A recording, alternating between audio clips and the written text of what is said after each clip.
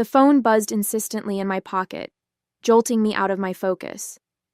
I wiped the sweat off my brow and stepped outside the makeshift clinic, where the midday sun cast long shadows over the rural village. The name on the screen made my stomach sink. Richard. I almost didn't answer. After years of dealing with my stepfather's antics, I knew calls from him rarely brought good news, but curiosity, and maybe a faint hope, got the better of me. "Hello?" I said, keeping my voice neutral. "Catherine." His tone was cheerful, far too cheerful. "Just thought you'd want to know. I've sold the mountain cabin." I froze, gripping the phone tighter. "You did what?" "Sold it," he repeated, as though it were the most natural thing in the world. "Don't look so shocked. It's for the greater good. Mine, obviously." He let out a smug laugh that made my blood boil. "My name is Catherine, and for as long as I can remember, Richard has been the thorn in my side. My mom married him when I was 15, and he quickly wormed his way into the family with charm and good humor. But beneath that exterior was a man who never hesitated to put his needs first. The cabin wasn't just a vacation home, it was my sanctuary, a place I'd poured years of love and care into. Nestled in the mountains, it was where I went to recharge after grueling work trips, where I hosted friends for long weekends, and where I felt most at peace. Hearing Richard talk about it like it was a pawn in his endless schemes was infuriating. "You had no right," I said, my voice shaking. "That cabin wasn't yours to sell." "Relax," he drawled.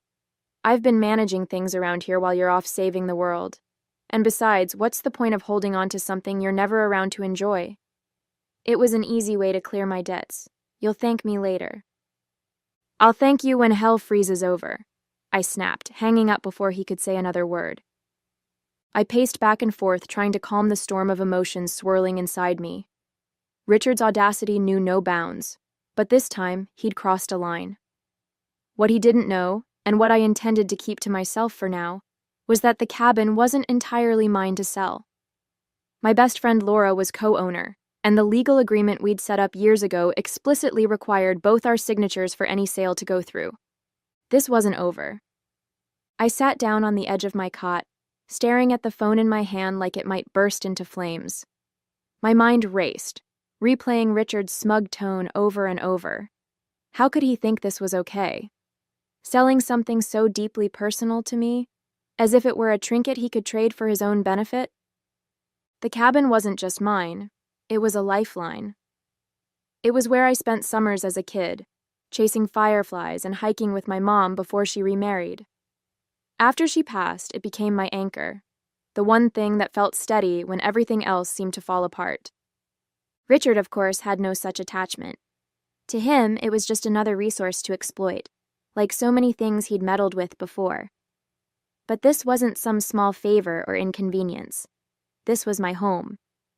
I tapped on Laura's name in my contacts and waited for her to pick up. "Hey, Kathy, what's up?" she said cheerfully when she answered. "Richard sold the cabin," I blurted out, unable to keep the anger from my voice. There was a long pause on her end. "He what?" "Apparently he needed the money to pay off some gambling debts," I said bitterly. "He thinks he can do whatever he wants, but I know our co-ownership agreement makes that impossible. He doesn't have the authority to sell it without your consent." Laura let out a low whistle. "He really thought he could get away with this. That man has no shame." "None," I agreed. "I'm going to need your help sorting this out. I'll finish my volunteer assignment and head back home as soon as I can. Can you pull up the legal documents in the meantime? I want to be ready to counter this when I get back." "You got it," Laura said, her voice firm. "We'll take care of this together." As I hung up, a strange sense of calm settled over me. Richard thought he'd outsmarted me, that I was too far away to do anything about his betrayal. But he didn't know who he was dealing with.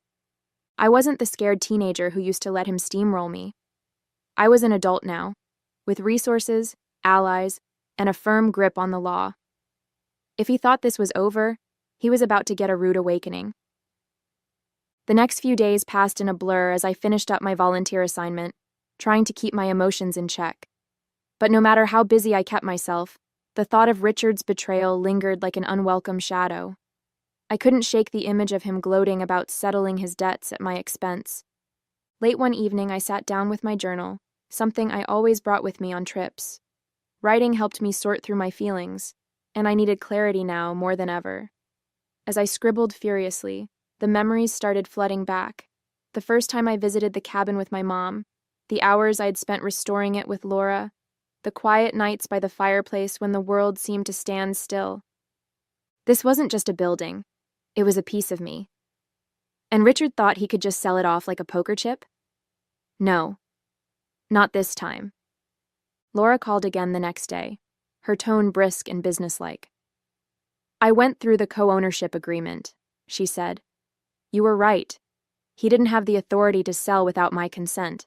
The sale is invalid. Relief coursed through me, but it was quickly replaced by anger. Do we know who he sold it to? Not yet, Laura replied. But I pulled the county records and there's no official transfer of ownership. It sounds like he might have tried to do this under the table. That sounded exactly like Richard. Always looking for shortcuts. Always trying to outsmart the system. What's our next step? I asked. Well, we can either confront him directly, Laura said, or we can let the legal process handle it. Either way, we're in the clear. He doesn't have a legal leg to stand on. I let out a breath I hadn't realized I was holding. Thanks, Laura. I don't know what I'd do without you. You'd figure it out, she said warmly, but I'll always have your back. As I hung up, a plan began to take shape in my mind. I'd finish my work here, return home, and face Richard head on. I wasn't going to scream or yell. That's what he expected. No, I'd take a different approach.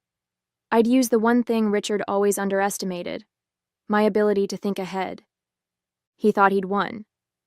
But by the time I was done, he'd realize he'd underestimated me for the last time. When I finally arrived home, the first thing I noticed was the silence. The cabin always welcomed me with a sense of peace, but now, that silence felt ominous. My houseplants were slightly wilted, the mail had piled up by the door, and the fridge was practically empty. I set my bags down and exhaled, the weight of what I needed to do settling on my shoulders. Before I could even unpack, my phone buzzed. It was Richard. I debated letting it go to voicemail, but then I thought better of it. Time to face him. Well, if it isn't my globe-trotting stepdaughter, he said, his voice dripping with fake cheer. Finally back to reality, huh? What do you want, Richard? I asked, cutting straight to the point. I just wanted to check in, he said, his tone smug. Make sure you're not too upset about the whole cabin situation. I mean, it's gone now, so there's no use crying over spilled milk. My jaw clenched. Funny you should say that, I replied, keeping my tone calm. Because as far as I can tell, it's not gone. Laura and I checked the ownership records. The sale didn't go through. You can't sell what doesn't belong to you. There was a pause on the other end, just long enough to let me know I'd struck a nerve. That's ridiculous, Richard said, his voice tightening. The buyer paid in cash and the paperwork is handled. It's a done deal. No, it's not, I said. Laura and I co-own the cabin, remember? Without her consent, the sale is invalid. Legally, it's still ours. His laugh was brittle. You think you're so smart, don't you? Always playing the perfect daughter, always trying to control everything. You don't know how hard I've had it, Catherine. I did what I had to do. You stole from me, I shot back. And you think I'm supposed to feel sorry for you? You've made your choices, Richard, and now you'll have to live with them. The conversation ended with him hanging up on me, and I was left standing there, phone in hand, shaking with a mix of anger and triumph. For years, I'd let Richard manipulate situations, guilt-trip me, and take advantage of my patience. But not anymore. I wasn't just defending the cabin. I was reclaiming my boundaries, my voice, and my peace of mind. The next morning, I sat at the kitchen table, my laptop open, reviewing the documents Laura had sent me. The co-ownership agreement was crystal clear. Neither of us could sell the cabin without the other's written consent. Richard's actions weren't just unethical, they were blatantly illegal. My thoughts were interrupted by a sharp knock at the door. When I opened it, there he was, Richard, wearing his usual smug expression. "Mind if I come in?" he asked, though he didn't wait for an answer before stepping inside. I folded my arms, watching as he made himself comfortable in one of my chairs. "What do you want, Richard?" "Look, Catherine," he started, his tone dripping with condescension. "I know you're upset, but you have to understand my position. I was desperate. The people I owed money to weren't exactly patient." I raised an eyebrow. "And you thought stealing my property was the solution?" "Borrowing," he corrected, as though that made it better. "I was going to make it back. Once my luck turned around, I would have paid you back every penny." I couldn't help but laugh bitterly. "Your luck? That's what you're betting on? Richard, you've been gambling away money for as long as I've known you, and it's never worked out. Why would this time be any different?" He shifted uncomfortably, but his bravado quickly returned. "You're overreacting. It's just a cabin. You're not even here most of the time. Why not let someone else make use of it?" "Because it's mine," I snapped. "Because it's my home. You don't get to decide what I value or what I do with my property. And for the record, Laura values it just as much as I do. Your little sale is invalid, and you know it." His face darkened, and for a moment, I saw a flicker of something like fear. "You wouldn't really go to the authorities, would you? You wouldn't ruin your own stepfather like that." I leaned forward, meeting his gaze. "Try me." For the first time, Richard didn't have a snappy retort. He stood up, muttering something under his breath, and stormed out, slamming the door behind him. I sank back into my chair, my heart pounding. The confrontation had left me shaken, but I also felt a spark of satisfaction. Richard was starting to realize that his usual tactics wouldn't work on me anymore. This wasn't just about the cabin. It was about standing up to someone who had taken advantage of me for far too long. After Richard's dramatic exit, I called Laura to update her. "He showed up at my house," I said, pacing the living room. "Tried to spin some sob story about how he'd borrowed the cabin to settle his debts."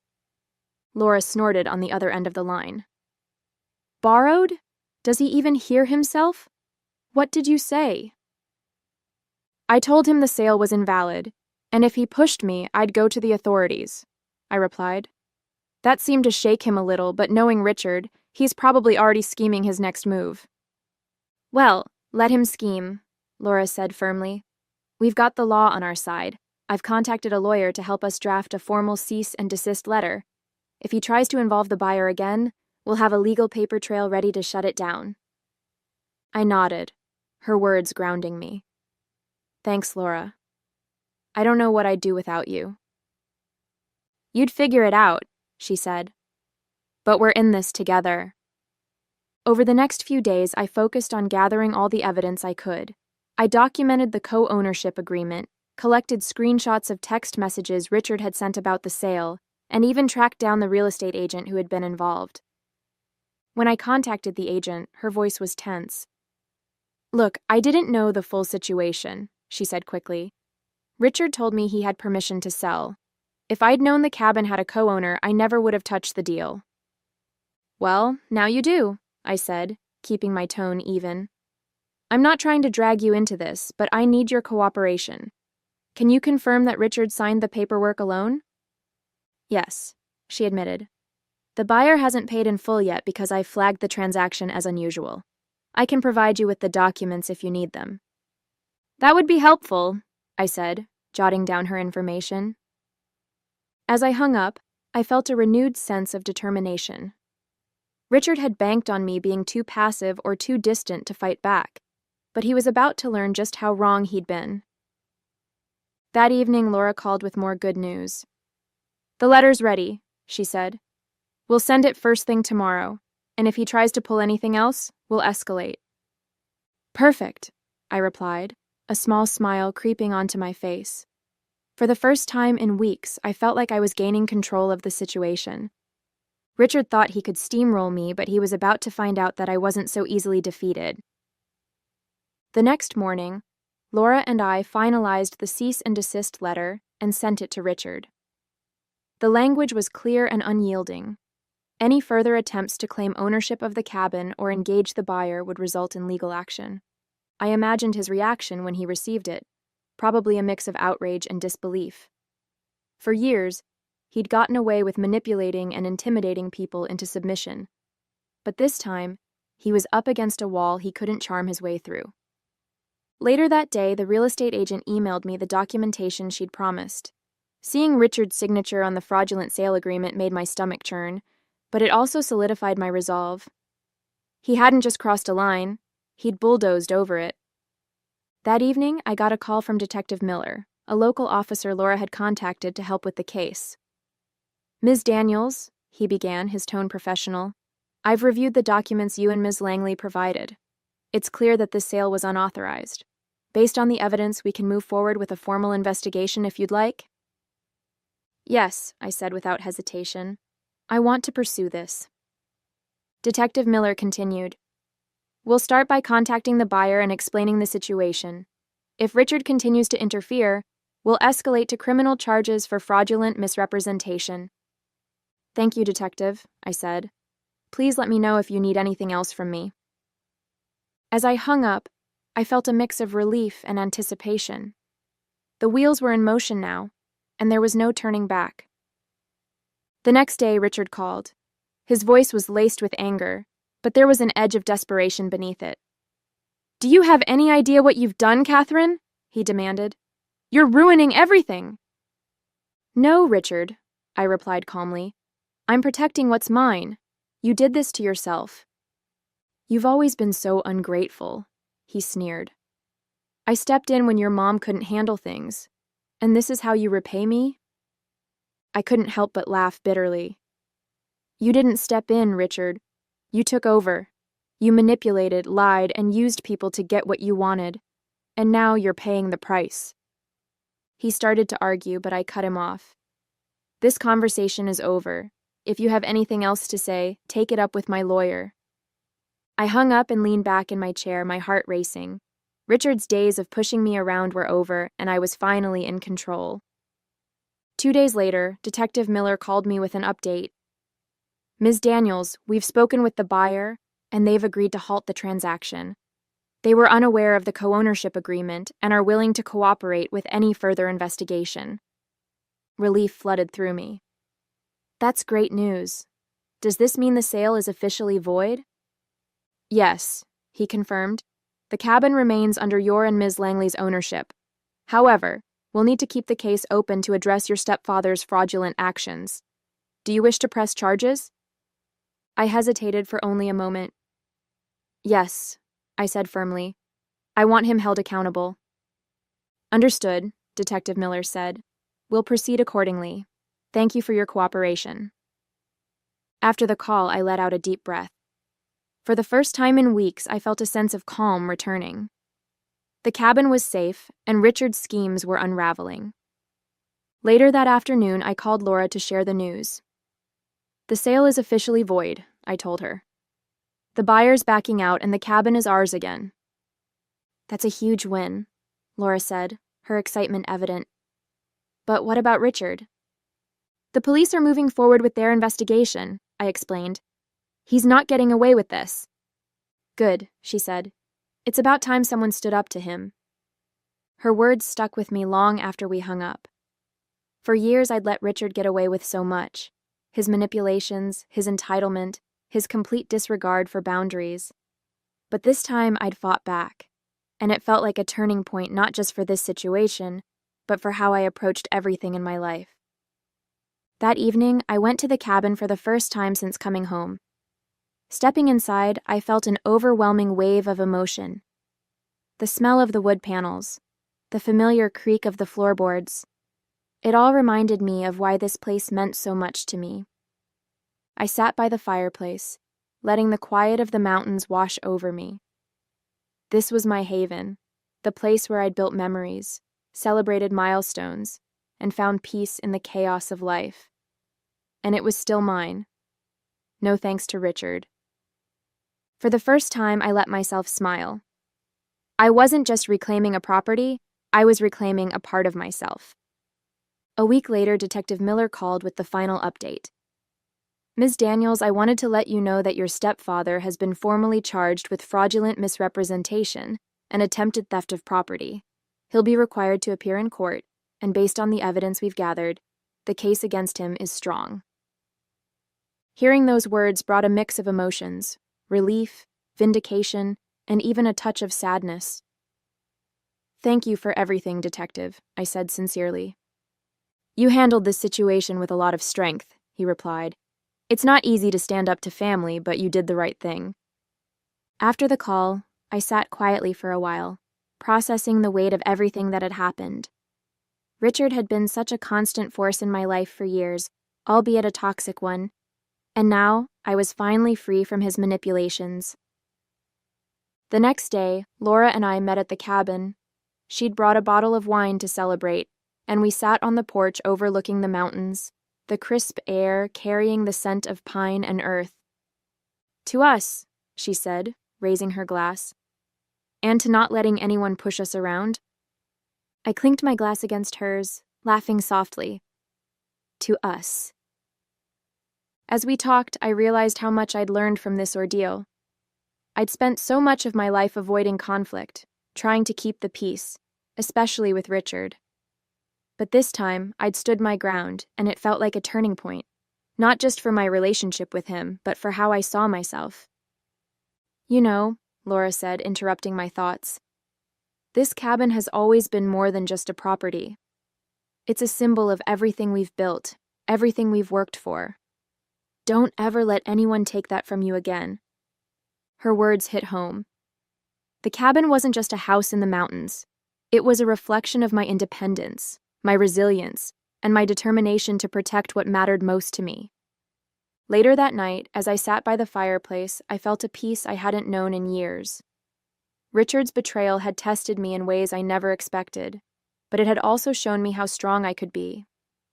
The cabin was safe, my boundaries were firmly in place, and for the first time in a long time, I felt truly in control of my life. In the weeks that followed, life slowly settled into a new rhythm. The cabin, once a battleground for Richard's greed, became my refuge again. Each creak of the floorboards, every rustle of the trees outside, reminded me of what I'd fought to protect. I didn't hear much from Richard after the charges were filed. My mom called once, her voice hesitant. You know how he gets, Catherine, she said, her usual defense of him ringing hollow this time. I do, I replied evenly. And that's why I did what I had to do. She didn't argue. For the first time, there was no attempt to guilt me, no desperate plea for reconciliation. Just a quiet sigh before she said, I hope you find peace. I already have, I said, and I meant it. Laura and I spent the next few weekends working on small renovations to the cabin. We painted the porch, patched up the roof, and planted a few wildflowers along the edge of the property.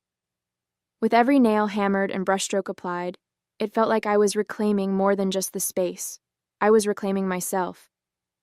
One evening, as we sat on the porch watching the sunset, Laura turned to me. So, what's next for you, Kathy? You've taken back the cabin, stood up to Richard? What's the next big move? I thought about her question for a moment, the answer coming to me with surprising clarity. I'm going to keep doing what I love, I said. Volunteering, traveling, living my life on my terms. But this time, I'm not letting anyone else dictate how I live it. She smiled, raising her glass. To that, as the days passed, I found myself reflecting more on everything I'd learned from this ordeal. It wasn't just about the cabin or even Richard. It was about realizing my own strength.